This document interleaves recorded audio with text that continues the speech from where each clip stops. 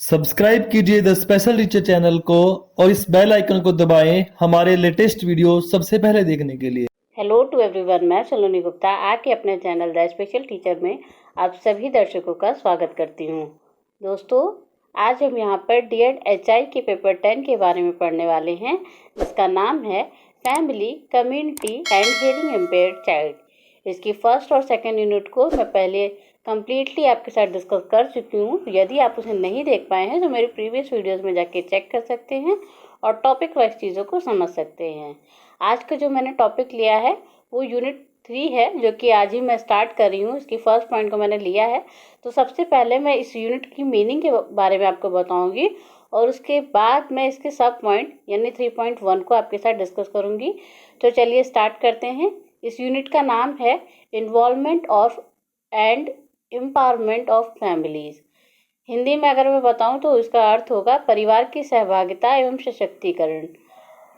तो इसको किसी भी चीज़ को समझने के लिए यदि वो हमें कठिन लगती है या समझ में नहीं आती है, तो मेरा मानना ये है कि हम उसको छोटे छोटे रूपों में विभाजित कर लें और उसके बाद उसका अर्थ समझेंगे तो बहुत ही आसान और स्थायी रूप से हम उसे समझ पाएंगे।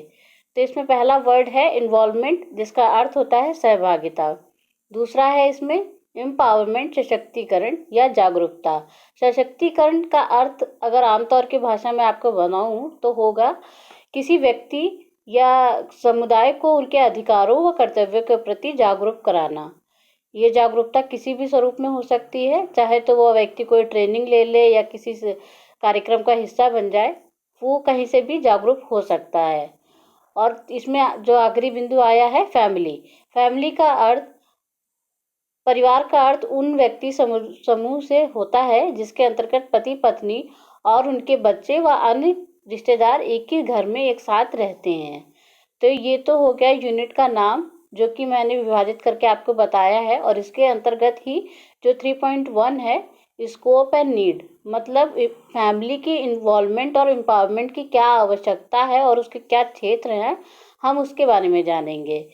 देखिए, हम सभी जानते हैं कि एक बालक के जन्म के उपरांत उसका परिवार जो होता है वो उसका सबसे महत्वपूर्ण हिस्सा होता है उसके जीवन का, क्योंकि बच्चा जो है वो धीरे धीरे वहीं से सारी चीज़ें सीखता चला आता है। अगर मैं लैंग्वेज की बात करूं तो एक जो सामान्य बच्चा होता है वह जन्म के उपरांत से ही भाषा को ग्रहण करने लगता है, सुनता है, धीरे धीरे अपने आप शब्दों का निर्माण करता है, तब उच्चारित करता है, तब उसके घर वाले उसे सही उच्चारण व गलत उच्चारण के बारे में बताते हैं। तो ये प्रक्रिया पूरी तरीके से अनुकरण पर निर्धारित होती है, मतलब वो उन्हें फॉलो कर रहा होता है। जैसे वो बोलते हैं वैसे ही वो शब्दों का चयन कर लेता है और अपने दिमाग में ये चीज़ें बैठा लेता है कि हमें इस चीज़ को क्या बोलना है, इसका प्रयोग कब करना है और कैसे करना है। लेकिन जब ये सारी स्थितियाँ श्रवण बाधित बालक के जीवन में होती हैं तो वो श्रवण क्षमता तो नहीं रखता, इसी कारण वे लोगों का अनुकरण भी नहीं कर पाता और भाषा को सीख नहीं पाता है। ऐसी स्थिति में उसकी जो भाषा होती है वो अपूर्ण ही रह जाती है और परिणाम स्वरूप उसका जो कन्वर्सेशन होता है या संप्रेषण होता है या उसकी जो इच्छाएं होती हैं, भावनाएं होती हैं, वो अभिव्यक्त नहीं कर पाता है और अकेला पड़ जाता है। तो सबसे पहले, अगर किसी भी फैमिली में कोई श्रवण बाधित बालक का जन्म हुआ है तो पेरेंट्स तो सबसे पहले यही सोच लेते हैं कि अगर उन्हें बता दिया जाए या उन्हें पता चल जाए कि उनका बालक श्रवण बाधित है, तो वो ये पहले से ही एजम्प कर लेते हैं या मतलब मान लेते हैं कि ये बच्चा तो सुन ही नहीं सकता, तो हम इससे बात करने की कोई आवश्यकता नहीं है, और वो उससे बात ही करना बंद कर देते हैं। और बात करते भी हैं तो पहले से ही सांकेतिक भाषा का प्रयोग करते हैं। तो अंततः बिल्कुल भी यदि श्रवण क्षमता उसमें कुछ है भी, कम मात्रा में है या फिर अल्प मात्रा में है, तो भी वो अगर सामान्य रूप से संप्रेषण करेंगे, वाणी का उपयोग करेंगे, ध्वनियों का उपयोग करेंगे और बोलचाल की भाषा में अपनी बातों को रखेंगे, तो हो सकता है बच्चा जो है वो धीरे धीरे उन्हें उनका अनुकरण कर सकता है। लेकिन पेरेंट्स जो है वो पहले से ही मान लेते हैं कि ये सुन नहीं सकता, तो हम इसके साथ बोलते नहीं है, संकेत की भाषा का प्रयोग करते हैं। या तो कभी कभी ऐसे केसेस भी हो जाते हैं कि पेरेंट्स बच्चे से बात ही करना बंद कर देते हैं, जस्ट बिकॉज वो हेयरिंग इम्पेयर्ड है। लेकिन ये करना बिल्कुल गलत है, क्योंकि चाहे वो बच्चा सामान्य हो चाहे श्रवण बाधित हो, बच्चा जो है वो कोई भी भाषा हो, चाहे वो मौखिक भाषा हो, सांकेतिक भाषा हो, वो अनुकरण के द्वारा ही सीखते हैं। और हम ये नहीं कह रहे कि जो श्रवण बाधित बालक है या फिर जिसके पास बोलने की क्षमता नहीं है वो अनुकरण करते हुए सीख लेता है सामान्य बच्चे की तरह। हमारे कहने का अर्थ ये है कि वो धीरे धीरे शब्दों का अर्थ समझने लगते हैं, उनका उच्चारण की जो प्रक्रिया होती है उसके बारे में समझने लगते हैं। क्यों? क्योंकि वो हमारे लिप रीडिंग करते हैं। तो पेरेंट्स को चाहिए कि वो उनसे, चाहे वो श्रवण बाधित बालक हो, वो उनसे सामान्य बालक की तरह ही व्यवहार करें और उनसे बात करें। और जब भी बात करें तो सरल शब्दों का प्रयोग करें, और यदि कोई कठिन शब्द है तो उसको पूरी तरीके से विस्तारित करके उनका प्रयोग करें। और बच्चों के सामने आंखों में आंखें डालकर आई कांटेक्ट बनाते हुए बात करें। और जब भी आप कोई बात कर रहे हैं तो ये ध्यान में रखें कि आपका फेस जो है वो बच्चे की तरफ हो, ताकि बच्चा जो है वो आपकी लिप रीडिंग या फिर फेस एक्सप्रेशन जो होते हैं, चेहरे के हाव भाव से आप जो बात कह रहे हैं उसे समझने का प्रयास कर सके। तो इस तरह से एक फैमिली मेंबर या पेरेंट्स या फिर भाई बहन जो रिश्तेदार होते हैं हमारे घर में, वो एक श्रवण बाधित बालक की भाषा के विकास में इस प्रकार सहायता कर सकते हैं। तो इसमें जो क्षेत्र हैं उनको हम इन बिंदुओं के द्वारा से जानेंगे कि कौन कौन से क्षेत्र होते हैं। इसमें पहला बिंदु आता है बच्चे के विकास में परिवार की अति महत्वपूर्ण भूमिका। जैसे कि मैंने आपको बताया कि जन्म के उपरांत सबसे पहला संपर्क बच्चे का अपने परिवार व माता पिता से ही होता है, और तो इसीलिए परिवार की भूमिका बहुत इम्पोर्टेंट हो जाती है। एक परिवार ही यह निर्धारित करता है कि बच्चा आगे चलकर क्या बनेगा, उसकी क्षमताओं का विकास, उसके चरित्र का विकास, उसका सर्वांगीण विकास हम ये कह सकते हैं कि परिवार पर ही निर्भर करता है। क्योंकि परिवार जब तक नहीं चाहेगा कि उसका जो बच्चा है वो पूरी तरह से डेवलप हो जाए, तब तक अन्य लोग भी समाज के उसका सहयोग नहीं करेंगे और बच्चा विकसित नहीं हो पाएगा। यदि प्रारंभिक काल से ही, शुरुआत से ही एक फैमिली अपने बच्चे को पूरी तरीके से सपोर्ट कर रही है, चाहे वो रेगुलर चाइल्ड हो चाहे वो स्पेशल चाइल्ड हो, तो वो बच्चा पूरी तरीके से अपने आप को डेवलप कर पाएगा। उसके पास बहुत सारे अवसर होंगे अपने आप को डेवलप करने के, और वो समाज का एक उच्च श्रेणी का नागरिक बनने में सफल हो पाएगा।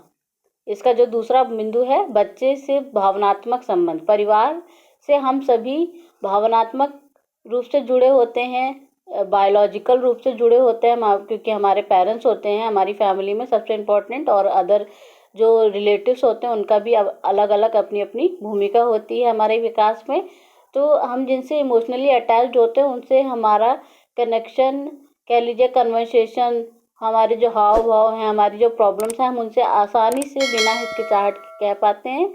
और ऐसी स्थिति में हमें पता चल पाता है कि हम अपनी समस्याओं का समाधान कैसे कर सकते हैं, और हमारे अंदर कौन कौन सी समस्याएं हैं या अक्षमताएं हैं, वह अक्षमताएं हैं, ये हमारे फैमिली मेम्बर्स भी हमें सजेस्ट कर सकते हैं कि तुम्हें किस फील्ड में ज़्यादा वर्क करना है, किस में कम। क्योंकि हम उनके साथ टाइम स्पेंड ज़्यादा कर पाते हैं फैमिली में। और इसमें तीसरा बिंदु है भाषा विकास की उपलब्धता व अवसर।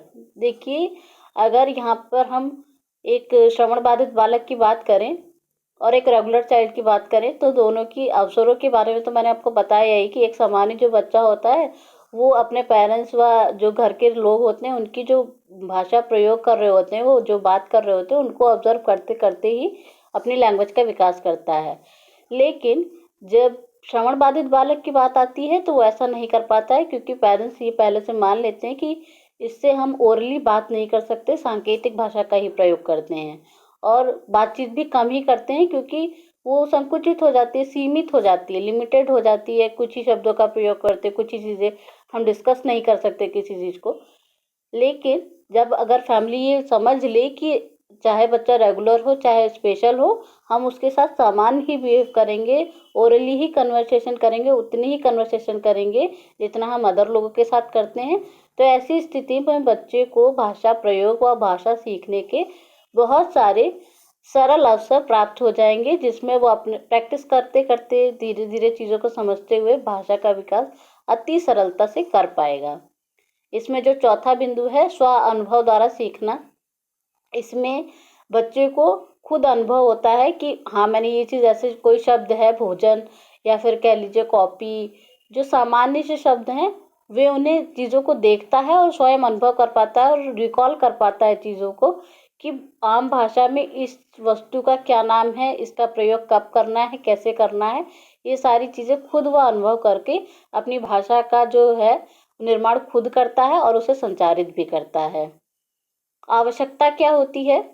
आवश्यकता के अंतर्गत फैमिली इन्वॉल्वमेंट और एम्पावरमेंट की आवश्यकता क्या है? बालक के विकास के लिए जब तक एक परिवार अपने बालक के जीवन में सहभागिता नहीं देगा उसको विकसित करने के लिए, उसको पता ही नहीं होगा कि उसकी बच्चे की क्या आवश्यकताएं होंगी, यदि वो स्पेशल चाइल्ड है तो उसकी नीड्स क्या होंगी। ये सारी चीज़ें एक फैमिली के ऊपर ही डिपेंड करती हैं। यदि उसमें उनकी सहभागिता नहीं होगी तो बच्चे का विकास भी बाधित हो जाएगा।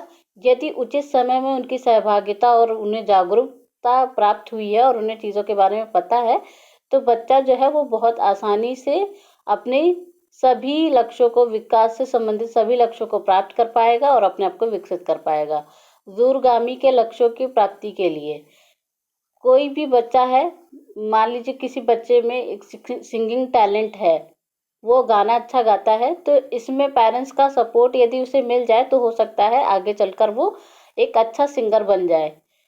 और हम सभी जानते हैं कि प्रत्येक व्यक्ति में एक ना एक महत्वपूर्ण स्पेशल टैलेंट होता ही है, बस हमें उसे पहचान कर और ऐसी स्थिति में जब परिवार उसका सहयोग दे दे उसके टैलेंट को निखारने में, तो जो उसके आगे के जीवन में जो वो बनना चाहता है, चाहे वो सिंगिंग हो, चाहे डांसिंग हो, चाहे अदर कोई फील्ड हो, यदि हम उसकी टैलेंट को पहचान लिया हमने और उसके बाद भी उसे कोई भी सपोर्ट नहीं किया या फिर कोई भी मोटिवेशन नहीं दिया उसे, तो ऐसी स्थिति में बच्चे का जो वो टैलेंट है वो पूरी तरीके से बेकार ही चला जाएगा।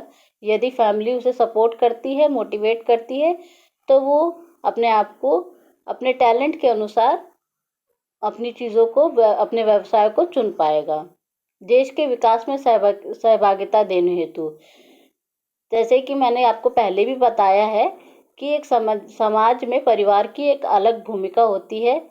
एक समाज जो होता है वो कई सारे परिवारों का एक समूह होता है, तब जाकर समाज का एक निर्माण होता है। तो परिवारों की जो सहभागिता होती है और उनकी जो भूमिका होती है वो देश के विकास में कहीं ना कहीं प्रत्यक्ष व अप्रत्यक्ष रूप से प्रभाव डालती ही है। यदि वो जागरूक होंगे अपने कर्तव्यों और अधिकारों के प्रति तो वे सरकार से मिलने वाली सुविधाएं, अन्य सुविधाओं को अच्छी तरीके से उपयोग कर पाएंगे और उनमें जो देश के विकास करने के जो अवसर हैं वो अधिक विस्तृत हो पाएंगे और इससे देश का जो विकास स्तर है वो उच्च श्रेणी का हो जाएगा। इसमें जो आखिरी बिंदु है, रूढ़िवादी विचारधारा की समाप्ति। यदि परिवार में जागरूकता रहेगी और उनमें सशक्तिकरण रहेगा तो वो जो पुरानी रूढ़िवादी विचारधारा की स्पेशल चाइल्ड जो है वो हमेशा मतलब बोझ होता है, वो कुछ नहीं कर सकता, ये सारी चीज़ें एक परिवार सशक्त रूप से जागरूक होने के उपरांत ये सारी चीज़ें समाज से हटा सकता है और एक रोल मॉडल अपने आप को प्रेजेंट कर सकता है कि यदि हम बच्चे को सपोर्ट करें तो स्पेशल चाइल्ड भी एकदम रेगुलर चाइल्ड के जैसे ही सोसाइटी को अच्छा प्रेजेंट कर सकता है। तो ये सारी चीज़ें तभी पॉसिबल हैं जब परिवार अपनी चीज़ों को लेकर जागरूक है और उसमें उसकी पूरी सहभागिता है बालक के जीवन में, उसके विकास में, तभी ये सारी चीज़ें संभव हैं, अंततः नहीं। तो ये टॉपिक यहीं पर ख़त्म होता है। आई होप सो आपको समझ में आया होगा। यदि आपको मेरी ये बनाई हुई वीडियो पसंद आई हो तो प्लीज़ वीडियो को लाइक कीजिएगा, सब्सक्राइब कीजिएगा हमारे चैनल को और शेयर कीजिएगा अपने दोस्तों के साथ। और अधिक अपडेट के लिए आप हमारे व्हाट्सएप ग्रुप और टेलीग्राम ग्रुप से भी जुड़ सकते हैं और नेक्स्ट टॉपिक को मैं आपके साथ नेक्स्ट वीडियो में डिस्कस करूँगी। तब तक के लिए धन्यवाद।